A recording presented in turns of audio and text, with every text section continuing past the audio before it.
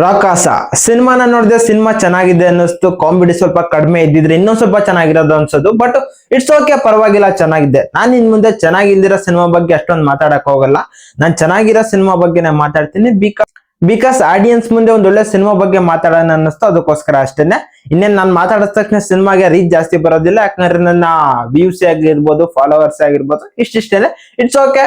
ಈಗ ಸಿನಿಮಾ ಬಗ್ಗೆ ಮಾತಾಡೋಣ. ರಾಕಾಸ ರೀಸೆಂಟ್ ಆಗಿ ತೆಲುಗಿಂದ ಬಂದಂತ ಒಂದು ಸಿನಿಮಾ ಟ್ರೈಲರ್ ನೋಡೋದ್ರೆ ಸ್ವಲ್ಪ ಕ್ವೈಟ್ ಇಂಪ್ರೆಸಿವ್ ಆಗಿತ್ತು, ಅದಕ್ಕೋಸ್ಕರ ನೋಡೋದಕ್ಕೆ ಸ್ಟಾರ್ಟ್ ಮಾಡಿದೆ. ಸಿನಿಮಾ ಏನೋ ಪರವಾಗಿಲ್ಲ, ಚೆನ್ನಾಗಿದೆ. ಅಂದ್ರೆ ನಾನು ಇದನ್ನೇನು ಗ್ರೇಟ್ ಸಿನಿಮಾ ಅಂತಿಲ್ಲ, ಕೆಲವೊಂದು ಎಲಿಮೆಂಟ್ಸ್ ನ ಬೆಟರ್ ಆಗಿ ಬ್ಯಾಲೆನ್ಸ್ ಮಾಡಿದ್ರೆ ಚೆನ್ನಾಗಿರೋದು. ಬಟ್ ಇದ್ದಿದ್ರಲ್ಲಿ ಓಕೆ, ಸಿನಿಮಾ ಚೆನ್ನಾಗಿದೆ. ಥಿಯೇಟರ್ ಅಲ್ಲೇ ಹೋಗಿ ನೋಡ್ಬೋದು. ಕನ್ನಡ ವರ್ಷನ್ ಇಲ್ಲ ಪ್ರೆಸೆಂಟ್ ಗಂತೂ, ಅಥವಾ OTT ಬಂದ್ಮೇಲೆ ಆದ್ರೂ ಮಿಸ್ ಮಾಡ್ಕೊಂಡ್ಬಿಡ್ರಿ. ಸಿನಿಮಾನ ಒಂಥರ ಬೆಟರ್ ಆಗಿ ತೆಗಿಯೋದಕ್ಕೆ ಟ್ರೈ ಮಾಡಿದ್ದಾರೆ ಡೈರೆಕ್ಟರ್. ಇದ್ರಲ್ಲಿ ಅದರಲ್ಲಿರೋ ಎಲಿಮೆಂಟ್ಸ್ ಗಳು ಕ್ವೈಟ್ ಇಂಪ್ರೆಸಿವ್ ಆಗಿದಾವೆ. ಲೈಕ್ ಈ ತರ ಒಂದು ಸರ್ವೈವಿಂಗ್ ಥ್ರಿಲ್ಲರ್ ಸಿನಿಮಾನ ಒಂದು ಹೆಸರಲ್ಲಿ ತಗೊಂಡ್ಬರ್ತಾರಲ್ಲ, ಈ ತರ ಸಿನಿಮಾಗಳು ನನ್ಗೆ ಜಾಸ್ತಿ ಇಷ್ಟ ಆಗ್ತವೆ.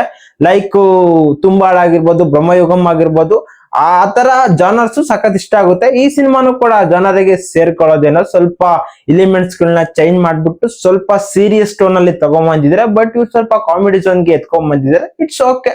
ಅವರ ಮೇಕರ್ಸ್ ನ ಒಂದು ಥಾಟ್ ಅವರಲ್ಲಿ ಪ್ರೊಡ್ಯೂಸ್ ಮಾಡಿದ್ದಾರೆ. ಸಿನಿಮಾ ಓಕೆ ಗುರು, ಚೆನ್ನಾಗಿದೆ. ಬ್ಯಾಕ್ ಗ್ರೌಂಡ್ ಮ್ಯೂಸಿಕ್ ಕೂಡ ಡೀಸೆಂಟ್ ಆಗಿದೆ.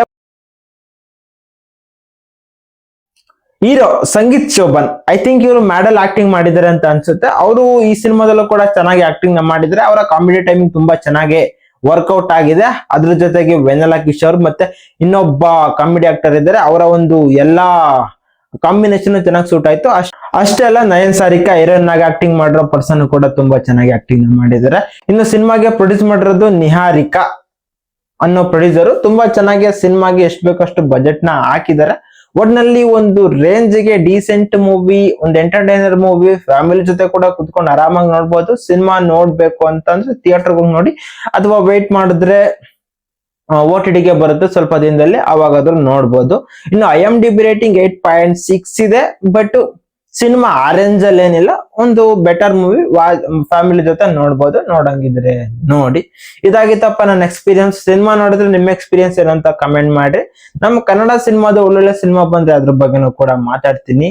ಈಗ ಸದ್ಯಕ್ಕಂತೂ KD ದಿ ಡೆವಿಲ್ ಬರ್ತಾ ಐತೆ, ನೋಡೋಣ ಸಿನಿಮಾ ಯಾವ ತರ ಎಕ್ಸ್ಪೀರಿಯನ್ಸ್ ಕೊಡುತ್ತೆ ಅಂತ. ಮತ್ತೆ ಸಿಗ್ತೀನಿ, ಬಾಯ್.